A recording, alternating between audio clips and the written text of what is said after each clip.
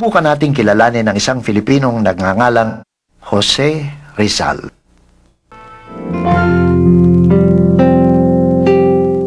Nang magbalik si Rizal sa Pilipinas, hindi pa gaanong napag-uusapan ang Noli Me Tangere.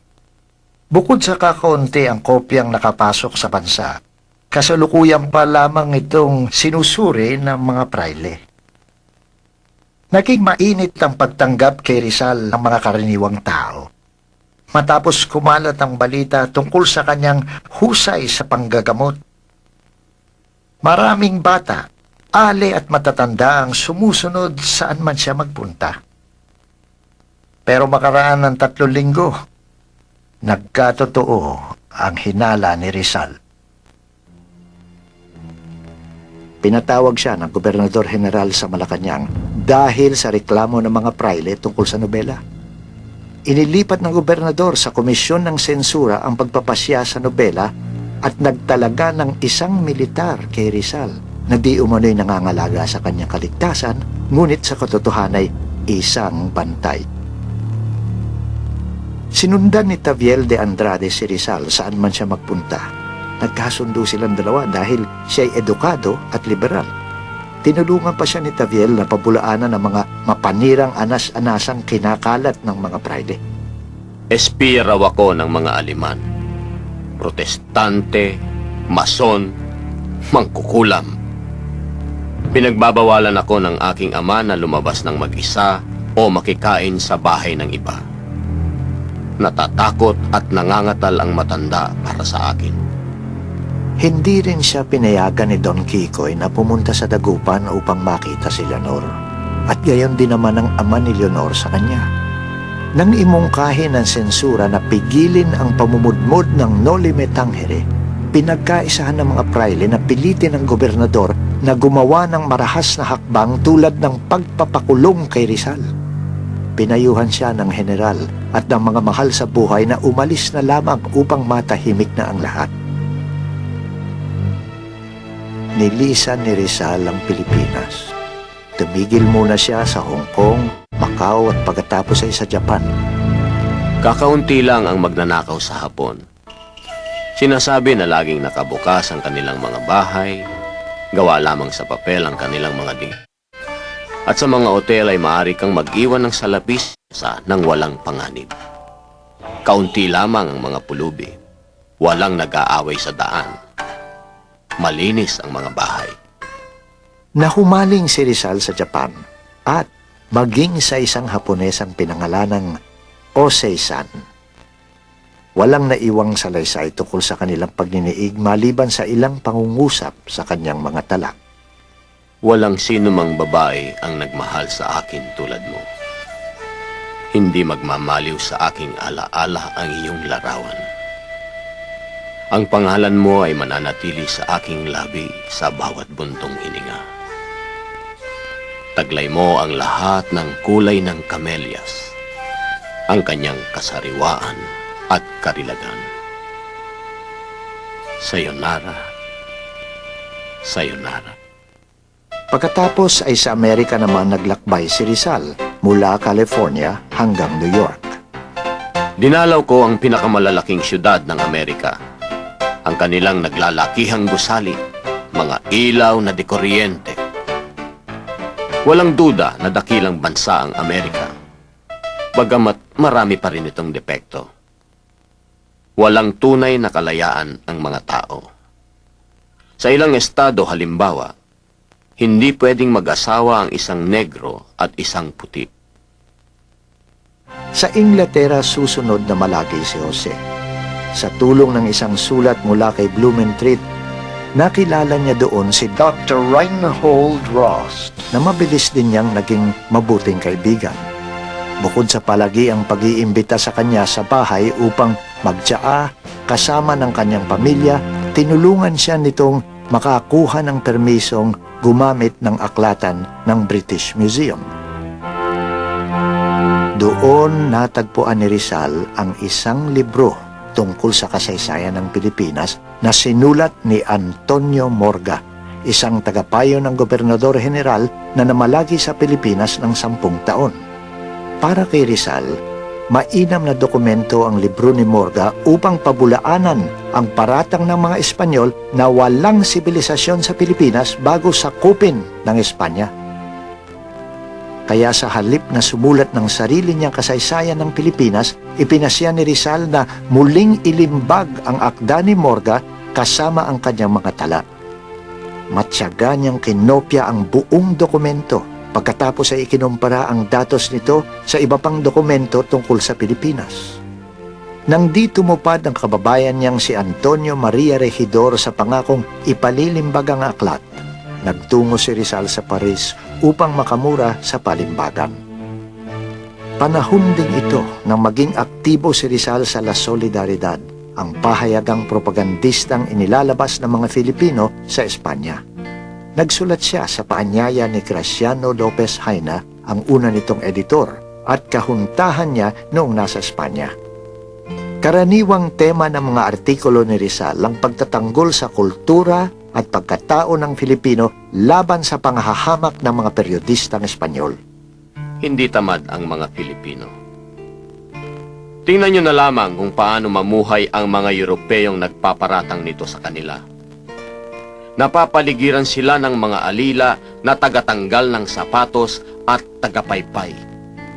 Ang tao ay hindi hayop, hindi makina. Ang mithiin niya sa buhay ay hindi ang gumawa para sa ibang tao, kundi tuklasin ang kanyang kaligayahan at ikauunlad bilang nilalang. Nagsulat din siya tungkol sa mga karapatan na dapat sana'y tinatamasa ng mga Filipino bilang lehitimong mamamayan ng Espanya na nagbabayad ng buwis at nagbibigay serbisyo. Isa rito ang sikat na liham sa mga babae ng malolos na pinapurihan niya sa kanilang pakikipaglaban upang bigyan ng pagkakataong makapag-aral ng wikang Espanyol. Mahirap na hindi humanga sa kasipagan ni Rizal bilang eskolar at sa katapatan niya sa direksyong itinakda niya para sa kanyang sarili. Lalo na kung iisipin na sa buong panahong ito'y ginigipit siya ng mga problema sa salapi at ng patuloy na pagpapahirap sa kanyang mga kamag-anak at kaibigan sa Pilipinas. Bungan ng kanyang mga akda at ng patuloy na suportang ibinigay nila ni Pasiano sa paghahain ng kaso laban sa mga prailing nagmamay-ari ng Hacienda de Calamba, na dati kapanalig ng pamilyang Mercado. Ayon sa sulat ng bayaw niyang si Silvestre Ubaldo, Senyor Jose Rizal, sa kasalukuyan, 13 o 60 sakada ang nakademanda sa korte ng hukom tagapamayapa. Sakaling matalo, palalayasin sila. At ipagigiba ang lahat, ang kamalig, ang asukalera, at lahat ng nakatirik sa lupa. ilang ulit ding ipinatapon sa tagbilaran ang bayaw niyang si Manuel Hidalgo, asawa ni Saturnina. Dinampot siya habang nagnonoche buena ang pamilya. At nang umabot ang kaso sa sukdulan, pinalayas ang mga magsasaka ng Kalamba kasama ang pamilyang Rizal. Aking mahal na kapatid, napakasakit ng naganap na pagpapalayas. Ang otoridad, naroon silang lahat upang kamkamin lahat ng pag-aari ng mga pinalayas. Mga 300 pamilya ang inagawa ng kanilang lupa, bahay, hayop, ani ng asukal at bigas. Wala kaming magawa. Nagkalat ang mga gwardya sibil. Ginugulo ang lahat. Pati mga batang 12 taon ay pinabibili nila ng sedula. Ang iyong nagmamahal na kapatid, Narcisa. Ipinatapon si Pasiano kasama ng kanyang mga bayaw sa Mindoro. Nang mamatay ang bayaw niyang si Mariano Herbosa, pinagkaitan nito ng Kristiyanong libing. Maging ang kanyang munting pamangkin na namatay sa sakit ay balak ding pagkaitan ng libing. Matagal na ibinurol ang bangkay ng bata habang hinihintay ang sagot ng arsobispo. Hindi mapanatag si Rizal, lalo na totoong malaki ang kinalaman niya sa protesta ng Kalamba at sa pagkatha ng nobela. Umapila na ang kapatid ko sa Korte Suprema at kailangan kong pumunta sa Espanya upang bantayan yon o bumalik sa Pilipinas upang masubaybayan ang mga pangyayari. na naisin ko pang mamatay para sa aking mga kababayan kaysa mabuhay dito ng maginhawa. Pero pinigil siya ng kanyang mga kamag-anak at kaibigan. Ano pa bang magagawa niya sa Pilipinas, kundi dagdagan ng kanilang pasakit? Ang mga bagay na ito ang gumugulo sa isip ni Rizal nang mamalagi siya sa Espanya. Kaya hindi kataka-taka na hindi niya gaanong natanganan ang mga sumunod na pangyayari. Nagkaroon ng kaunting intriga sa pagitan ni Rizal at Del Pilar tungkol sa organisasyon at pamamalakad ng gawain ng mga Filipino sa Madrid. Sinasabi na nagsimula lamang ito sa palagiang pagpapayo ni Rizal tungkol sa pamamalakad ni Del Pilar ng La Solidaridad. Bukod pa rito, ang madalas niyang panunuligsa sa pagpapabaya at pambababae ng mga Filipino. Walang mali siya ang mga payong ito ni Rizal. Siya ang tinitingalang pasimuno ng mga makabayang manunulat at hinirang na pinunong pandangal ng La Solidaridad. Gayunman, nang bumalik siya sa kanya matapos ang habang panahon, marami ideya at pangarap para sa mga Filipino roon na inakala niyang hindi siya mahihirapan na ipatupad ang mga ito.